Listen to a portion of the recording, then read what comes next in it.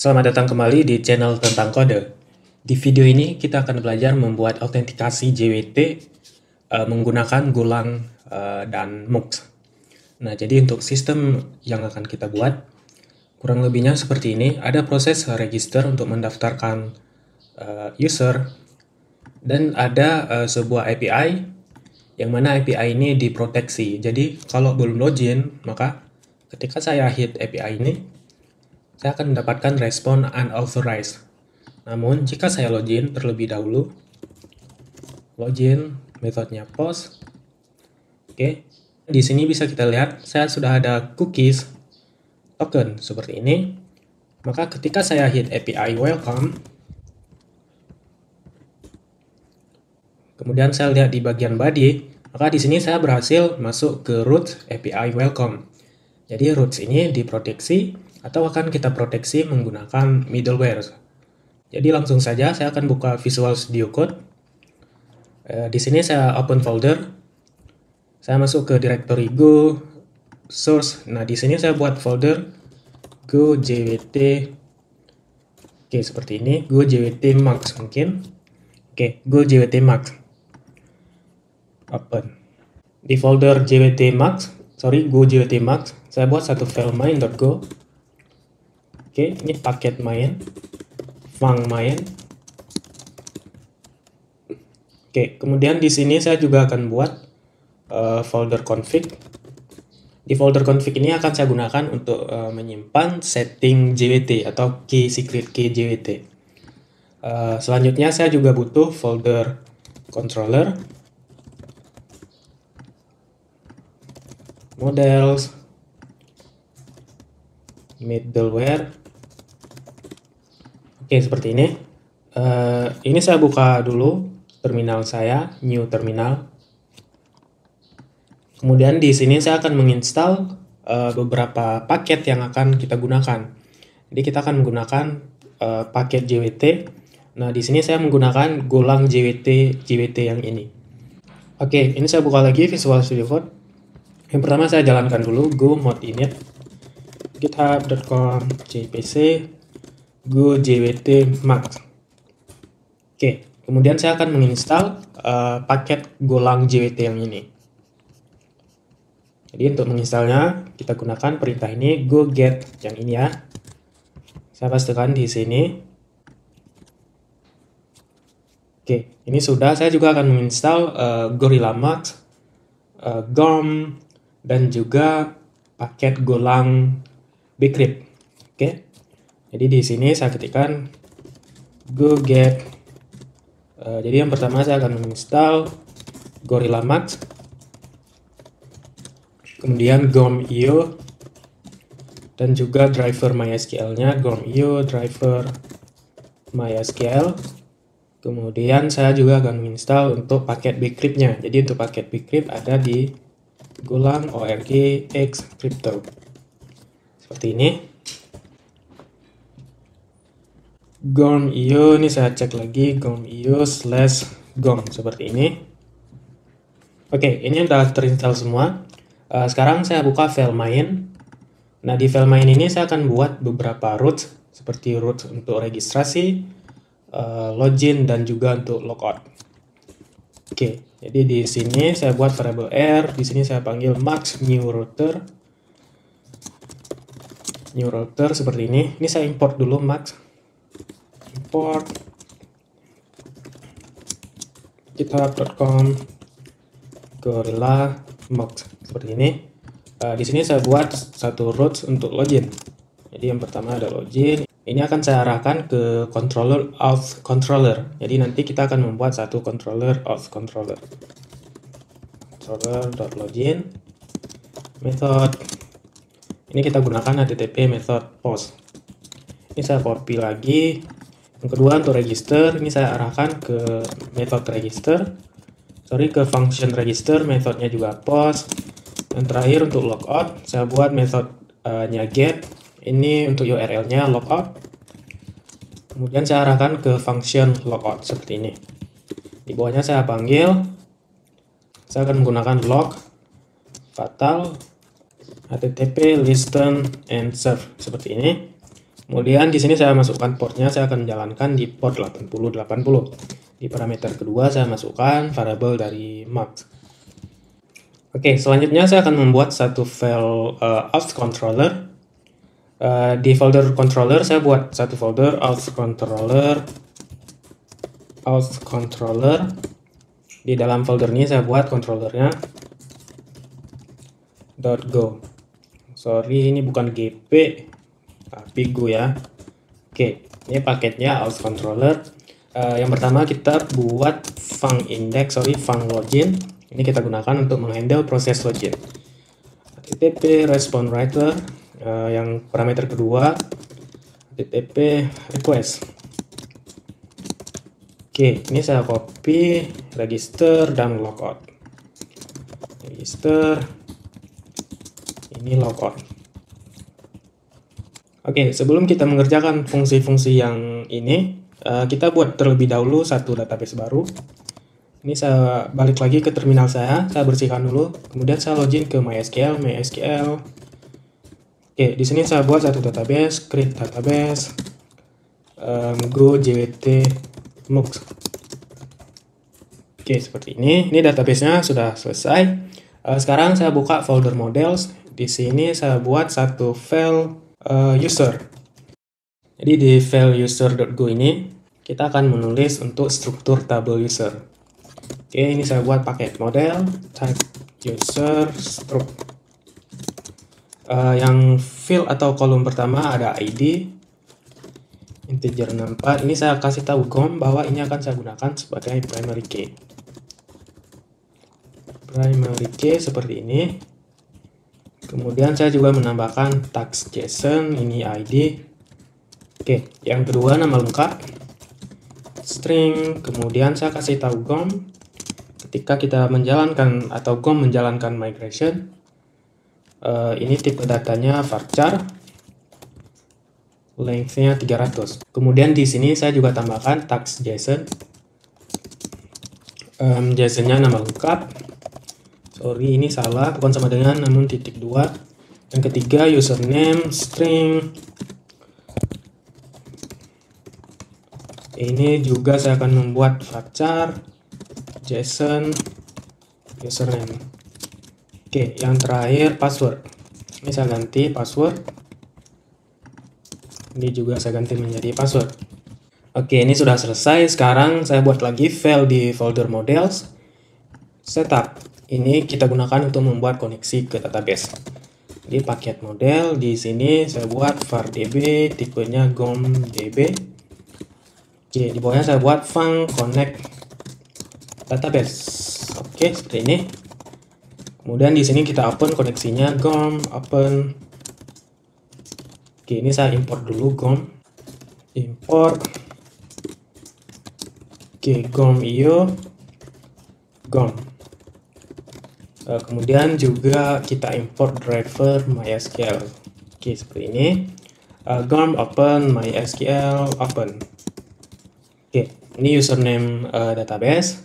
Untuk masuk ke database, saya gunakan root. Kemudian jika ada password, maka diisikan di sini passwordnya.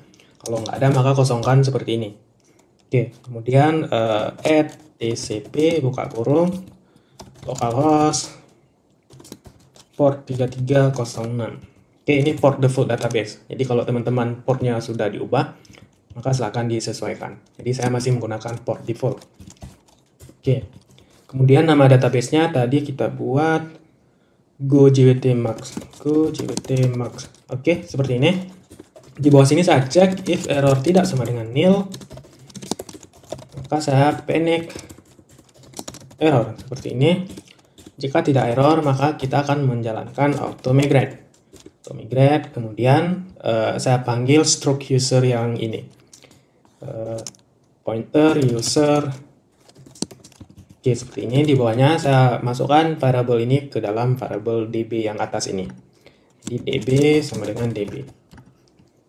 Oke, ini untuk koneksinya sudah selesai. Ini main.go ada error ya. Quick fix, kemudian kita klik add import. Ini saya perbaiki, github.com. Oke, sekarang saya buka lagi auth controller. Nah, di bagian register kita akan melakukan proses registrasi user. Jadi yang pertama, ini kita gunakan mengambil inputan JSON yang kita terima dari frontend. Jadi ketika register, kita akan menangkap JSON yang ini. Oke, saya buka lagi Visual Studio Code. Ini saya buat var user input. Jadi inputannya akan kita tampung ke user input yang ini. Tipenya struct user yang ada di folder model yang ini. Oke, ini saya betulkan dulu GitHub. Oke, seperti ini. Di bawahnya kita ambil JSON-nya dengan JSON decode. Jadi di sini saya buat decoder JSON new decoder seperti ini. Kemudian kita masukkan request body. Di bawah sini kita cek jika gagal decode-nya, maka kita akan mengembalikan respon error. Di decoder decode ini kita masukkan untuk menampung hasil JSON-nya. Jadi saya gunakan yang ini ya. Nah, ini harus berbentuk pointer. Oke, seperti ini. Error tidak sama dengan nil. Di sini saya coba log fatal aja, mungkin log fatal gagal mendecode JSON seperti ini. Oke, di bawah sini saya akan nge-close request body, jadi defer body close. Oke, nah jika JSON-nya sudah berhasil kita ambil, maka selanjutnya sebelum kita menyimpan ke database, kita akan menghash terlebih dahulu passwordnya menggunakan bcrypt. Oke, ini hash password menggunakan bcrypt. Oke, jadi ini saya buat satu variabel hash password. Errornya saya abaikan. Bcrypt. Ini aneh, nggak mau terimport. Hash, sorry, ini saya import dulu. Waduh, ini saya import manual di atas ini. Golang ORG_X crypto bcrypt. Oke, ini saya balik lagi ke sini ya. Ini kita pakai generate from password. Kemudian ini password yang kita terima dari JSON yang ini. Jadi ini akan kita encrypt. Sorry, kita hash terlebih dahulu menggunakan bcrypt.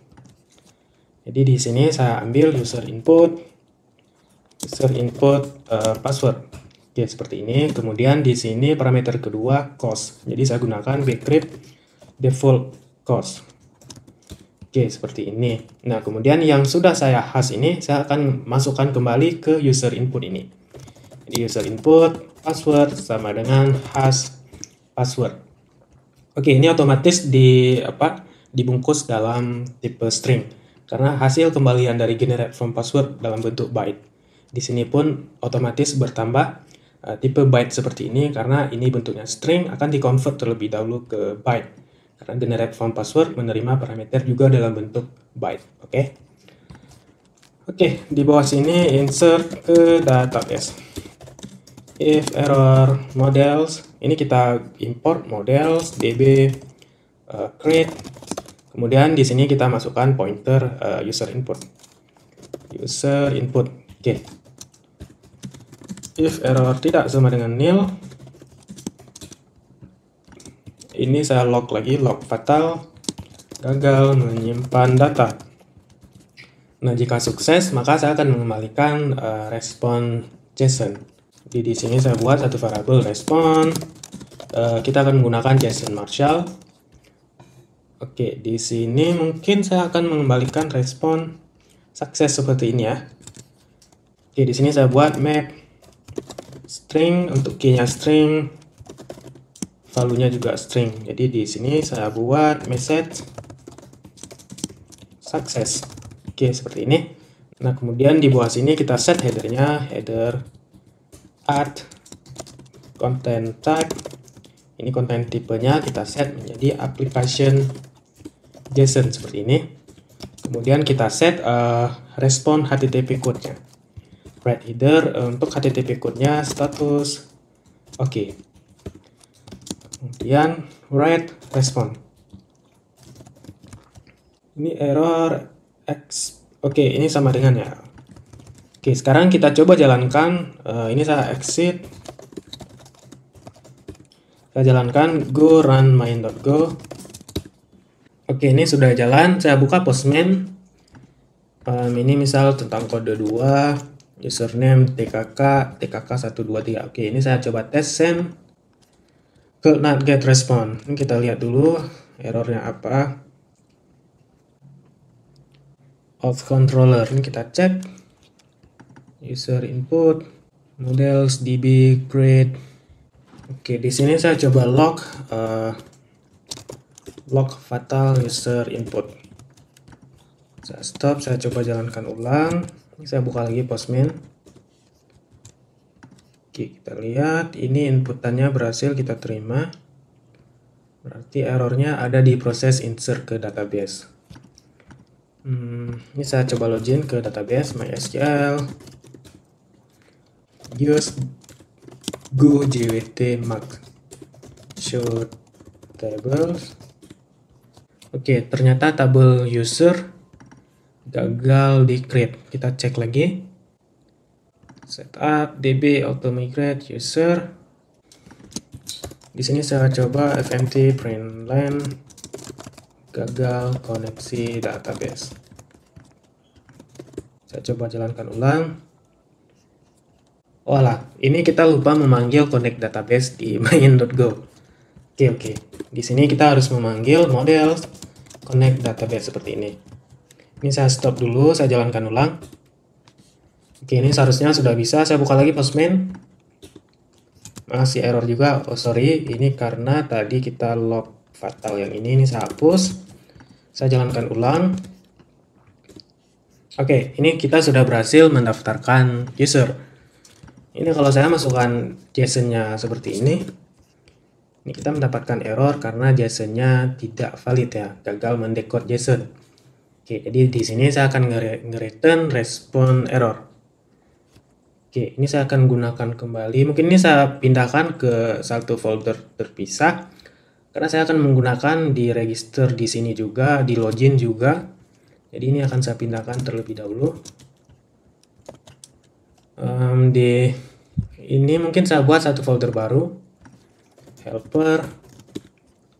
Di dalam folder ini saya buat file respon.go. Oke, ini saya tambahkan paket helper func respon JSON seperti ini. Oke, ini yang pertama parameternya http respon writer. Yang kedua HTTP code, dan yang ketiga payloadnya yang akan di encode menjadi JSON. Payload, tipenya interface. Oke, ini maksud interface bisa menerima parameter apa saja seperti itu. Oke, yang ini saya ubah menjadi payload. Kemudian ini code dan yang terakhir respon. Oke, udah betul. Sekarang respon JSON ini saya panggil di sini ya, di helper respon JSON. Oke, ini saya buat respon string seperti ini, message success. Oke, ini yang pertama, respon JSON ini membutuhkan parameter respon writer. Kemudian HTTP code, ini status oke karena kita berhasil mendaftarkan user. Kemudian payloadnya. Ini saya copy, saya tambahkan juga di sini. Oke, ini message saya ganti atau saya ambil dari error yang ini. Ini statusnya bad request. Kemudian ini juga saya copy, saya masukkan juga di sini. Error. Oke, ini status code-nya internal server error. Ini saya perbaiki dulu github.com. Oke. Ini untuk proses register sudah semua. Sekarang saya coba jalankan ulang go run main.go. Saya buka lagi Postman, saya jalankan ulang. Oke, invalid karakter bla bla bla bla. Tapi kita juga dapat respon sukses. Ini karena jadi kita tambahkan return kosong seperti ini. Jadi ketika ada error, maka proses akan berhenti sampai di sini. Yang bawahnya tidak akan tereksekusi lagi. Oke. Di sini juga saya tambahkan return seperti ini. Saya jalankan ulang. Oke, ini sudah sesuai. Selanjutnya kita akan mengerjakan proses login. Oke, jadi di proses login, disinilah kita akan menggenerate token JWT-nya. Oke, ini belum berfungsi. Sekarang saya buka lagi Visual Studio Code di function login. Jadi yang pertama masih sama, kita ambil dulu inputannya. Ini saya copy dari yang punya register ini, saya copy, saya pindahkan ke sini. Kemudian di bawah sini kita akan melakukan pengecekan atau mengambil data berdasarkan username di database. Jadi cek ambil data user berdasarkan username. Jadi di sini saya buat variable user, tipenya juga struct user ini. Kemudian di sini saya akan melakukan query ke database. Models db where seperti ini, kita akan ngecek berdasarkan username, user input, username. Oke, kemudian hasil dari query ini kita tampung ke struct user yang ini. Jadi di sini saya masukkan user. Jika error tidak sama dengan nil, di sini akan saya switch terlebih dahulu errornya. Mungkin error karena not found, atau mungkin juga error karena ya internal server error seperti itu. Jadi di sini saya switch case gone error record not found. Nah, ini kalau datanya tidak ditemukan. Ini saya copy, saya masukkan lagi di sini. Message-nya saya buat username atau password salah. Untuk HTTP statusnya saya ganti status unauthorized. Status unauthorized, oke, seperti ini.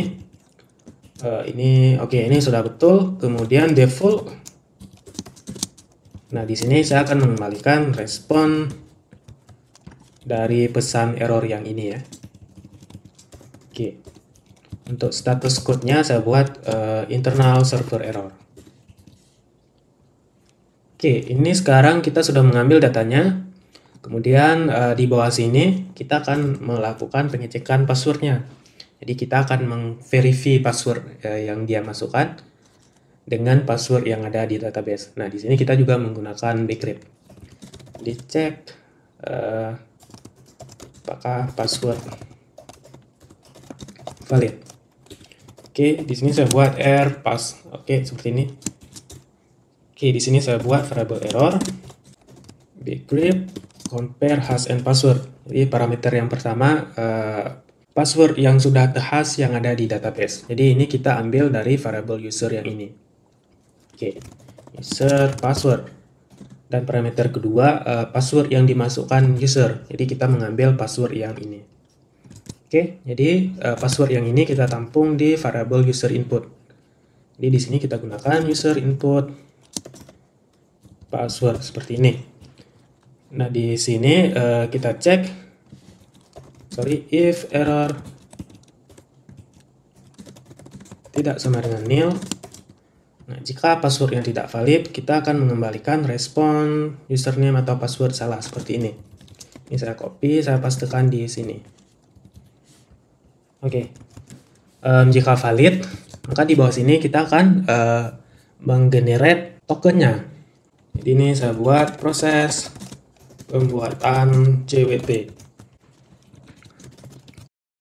Nah, sebelum kita buat untuk generate tokennya, kita akan membuat terlebih dahulu config JWT-nya. Jadi di folder config saya buat satu file jwt.go. Nah, di dalam file jwt.go ini kita akan menyimpan jwt key seperti itu atau jwt secret. Ini saya buat paket config var jwt key. Nah, untuk key-nya harus tipe byte. Oke, jadi di sini saya buat byte. Ini saya buat acak seperti ini untuk key-nya. Nah, di bawah sini saya buat satu tipe struct jwt claim. Jadi di struct ini kita akan menyimpan kayak username si user, kemudian kita akan juga menyimpan kayak informasi expirednya kapan, terus yang mengeluarkan tokennya seperti itu. Jadi di sini saya buat type jwt claim struct. Yang pertama kita simpan username, jadi ini string. Oke, yang kedua kita simpan informasi-informasi yang dibutuhkan oleh JWT, seperti yang saya bilang tadi, seperti issuer atau waktu expire-nya. Jadi di sini tipenya JWT register. Oke, ini saya import dulu. Ini aneh, importnya nggak mau berfungsi. GitHub.com JWT. Oke, seperti ini. Ini kita gunakan register claim seperti ini. Oke, sekarang saya buka lagi Failout Controller. Nah, di bagian sini saya akan membuat terlebih dahulu waktu expired-nya. Jadi expire time.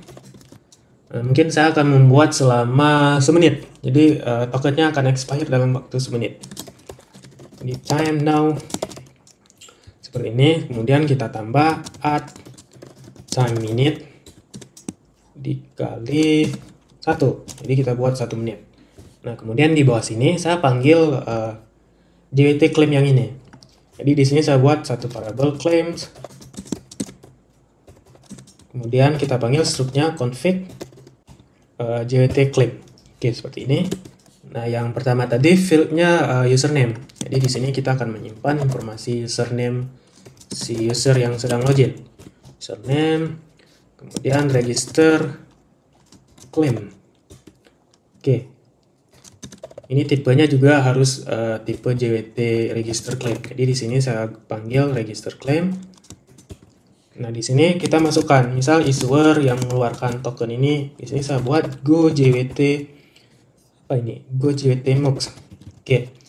Yang kedua expire at JWT new numeric date. Jadi waktu ini kita harus convert menggunakan tipe numeric date. Jadi caranya jwt.new numeric date, kemudian kita masukkan expire time seperti ini. Oke, ini untuk klaimnya sudah.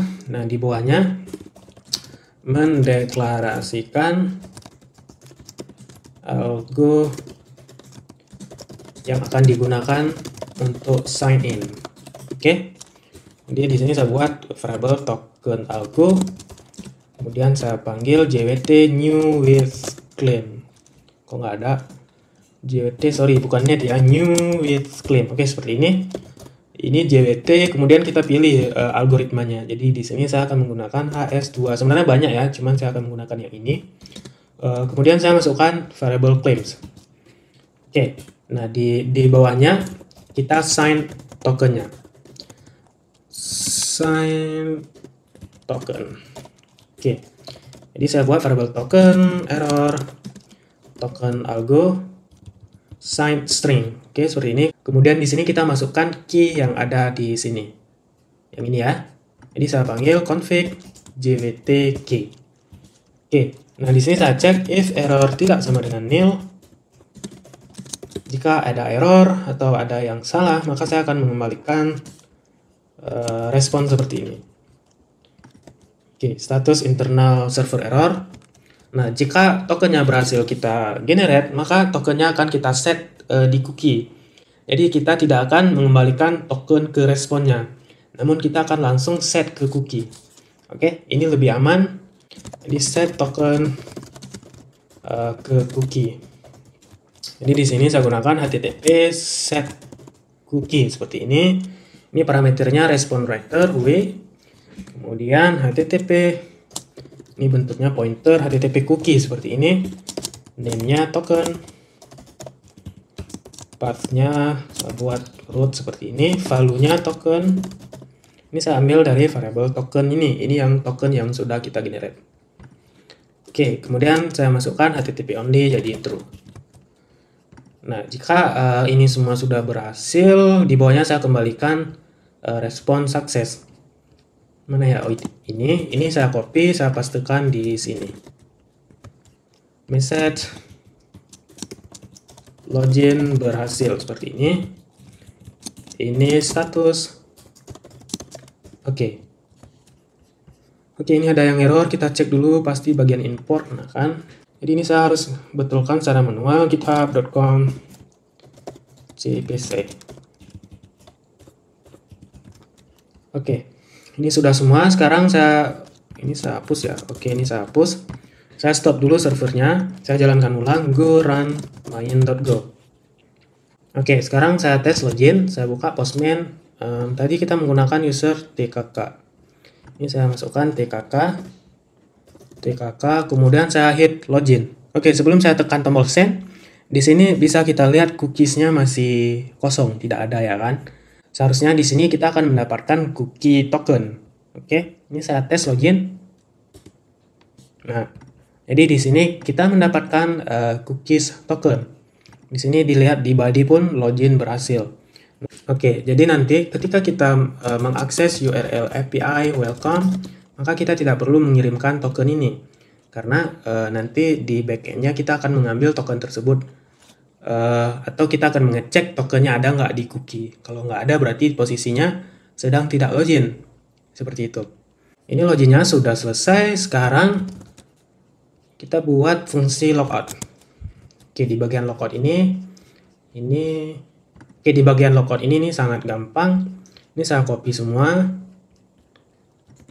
Oke. Saya pastekan di sini. Kemudian value-nya saya set menjadi string kosong seperti ini. Dan saya tambahkan field max egg. Ini saya buat min 1 seperti ini. Ini hapus token yang ada di cookie. Ini saya buat pesan sukses atau logout berhasil. Oke, seperti ini saya stop, saya jalankan ulang. Ini saya bersihkan dulu. Go run main.go. Oke, sekarang kita coba tes logout. Ini cookiesnya masih ada. Saya tes logout. Metodenya get. Ini disesuaikan dengan yang kita buat di file router di file main.go ini. Jadi kalau logout kita menggunakan method get. API, ini logout. Oke, saya hit. Nah, ini sekarang cookiesnya sudah hilang ya. Jadi sekarang kita posisinya sudah terlogout.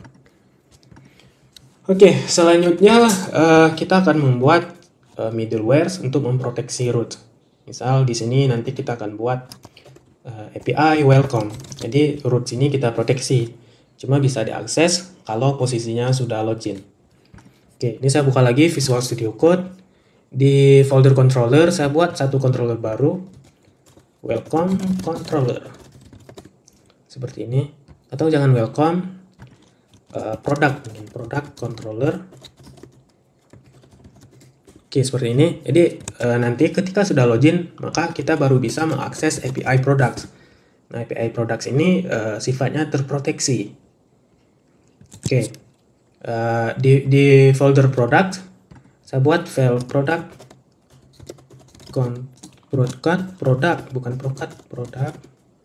controller.go seperti ini. Ini saya buat paket product controller func index. Parameter pertama HTTP request writer, yang kedua HTTP request.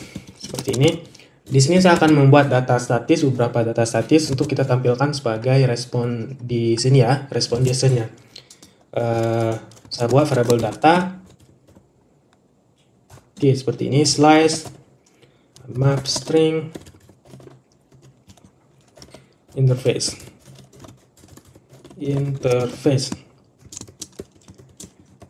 Oke, mungkin di sini ada ID, kemudian nama produk, kemeja,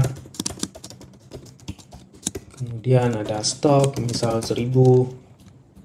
Oke, ini saya copy, saya tambahkan untuk beberapa item lagi.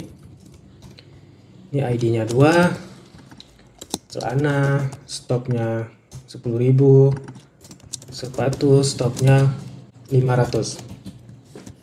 Kemudian data ini akan kita kembalikan sebagai respon JSON. Jadi di bawah sini saya panggil lagi helper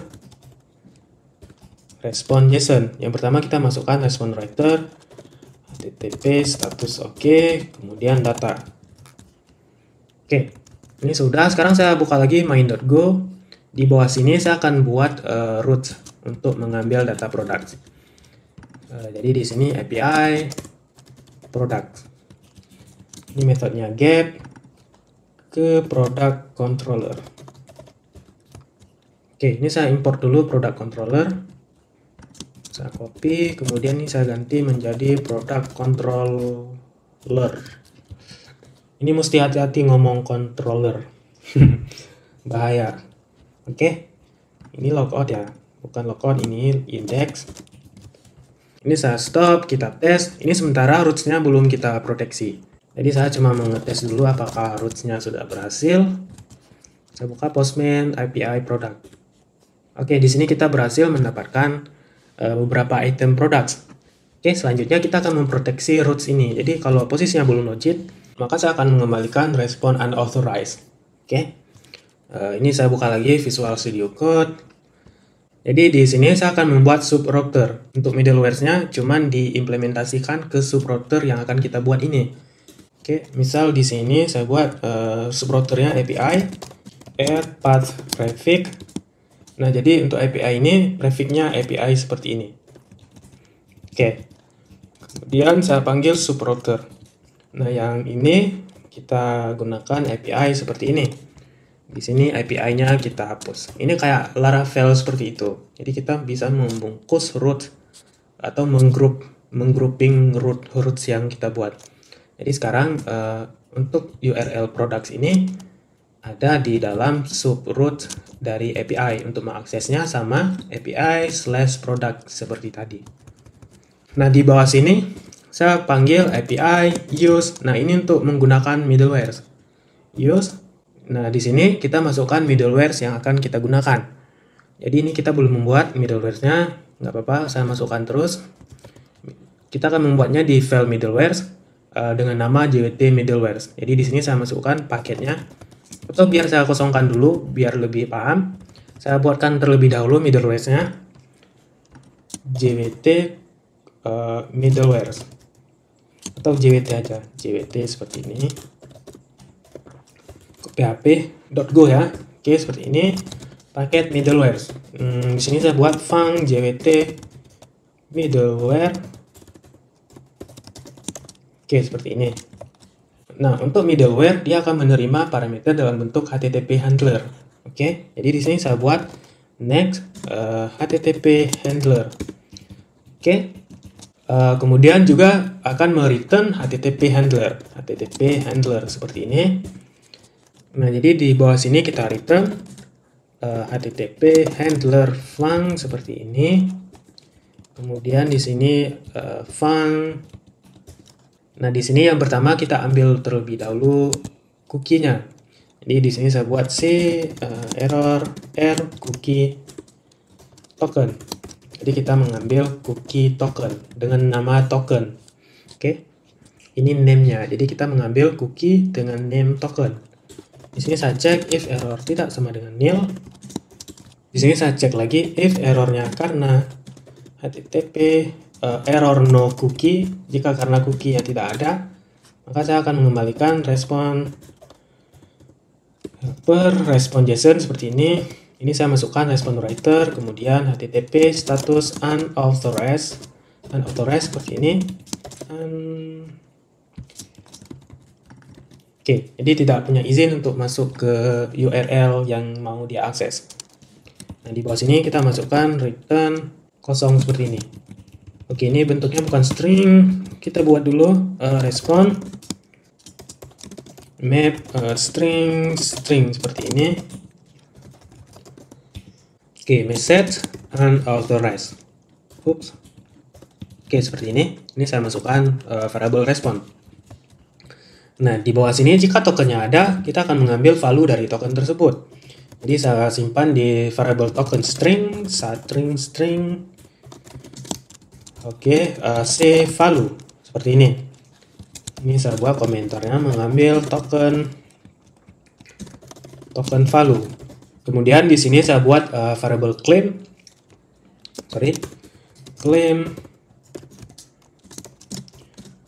Oke, ini variable claim kita gunakan kembali tipe JWT claim yang ada di file config JWT. Cuman di sini kita membutuhkan pointernya. Jadi config seperti ini, JWT claim. Nah, di bawahnya kita akan parse tokennya, parsing token JWT. Oke, saya buat satu variabel token, kemudian error seperti ini, JWT parse with claim. Kemudian kita masukkan tokennya dan juga claimnya. Jadi claim ini yang menyimpan informasi kayak kapan waktu expirednya, terus username tadi. Jadi sesuai dengan yang kita buat di JWT yang ini ya. Di alt, di bagian login tadi. Oke, di bagian ini. Oke, jadi ini kita masukkan claims, kemudian func. Oke, seperti ini, return. Ini kita return config JWT key-nya. Dan errornya kita buat nil. Karena ini mereturn 2 item ya. Jadi untuk errornya kita return nil. Nah, di bawah sini kita cek if jika errornya tidak sama dengan nil, maka saya akan mengambil JWT validation error terlebih dahulu.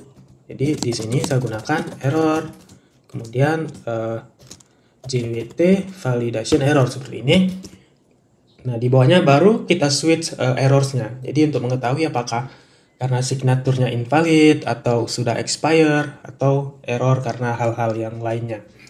Jadi di bawah sini kita switch v error seperti ini. Yang pertama saya cek case JWT signature invalid seperti ini. Ini token invalid. Nah, di sini saya akan mengembalikan respon yang sama seperti ini. Status unauthorized. Kemudian saya cek lagi di bawahnya case JWT expired. Ini mungkin yang akan kita cek. Ini token expired. Ya, di bawah sini saya akan mengembalikan respon yang ini, unauthorized token expired. Oke, selanjutnya default. Di bawah sini saya tambahkan default. Default ini saya copy, saya pastekan di sini. Oke. Nah, kemudian setelah kita melakukan pengecekan terhadap errornya, di bawah sini kita cek lagi if token seperti ini valid. Jadi jika tokennya tidak valid, kita juga akan mereturn respon unauthorized yang ini. Oke. Nah, jika kondisi pengecekan terhadap token ini sudah dilewati semua dan tokennya valid, maka di bawah sini kita panggil next serve HTTP, kemudian kita masukkan parameter pertama respon writer, yang kedua request. Nah, selanjutnya kita akan meregister middleware ini ke subrouter API yang ini. Jadi yang terbaca middleware ini cuma untuk URL yang ada di subrouter API, sedangkan yang ini tidak akan berpengaruh. Oke, jadi di sini saya panggil tadi paketnya, saya lihat dulu middleware. Oke, kemudian JWT middleware. Oke, seperti ini. Ini saya betulkan lagi importnya github.com jpc. Oke. Ini kita coba tes, saya stop, saya jalankan ulang, go run main.go. Saya buka Postman, ini saya akan coba mengakses API product. Ini seharusnya ditolak. Oke, ini kita mendapatkan respon unauthorized karena kita belum mempunyai token di cookies. Ini sekarang kita tes login terlebih dahulu. Login, metodenya saya ganti menjadi post. Oke, ini kita sudah mendapatkan cookies karena ini sudah berhasil login. Di sini bisa kita lihat token, value-nya ini, kemudian ada field-field yang lain. Ini saya coba request lagi, API product. Oke, saya hit API-nya. Oke, ini kita sudah berhasil mendapatkan item-item produk jika posisinya sudah login. Ini untuk parameter body nggak ada ya, none.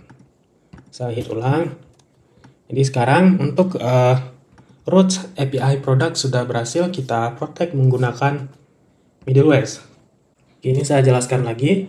Jadi di sini kita memberitahukan si Mux bahwa kita pengen memproteksi subrouter API yang ini. Jadi semua item-item roots yang di bawah subrouter API akan diproteksi oleh JWT middleware. Sedangkan yang atas ini bebas, jadi dia tidak ada middleware apapun. Baiklah, mungkin sampai di sini tutorial cara menggunakan JWT di Golang dan juga Gorilla Max. Terima kasih sudah menonton, semoga bermanfaat.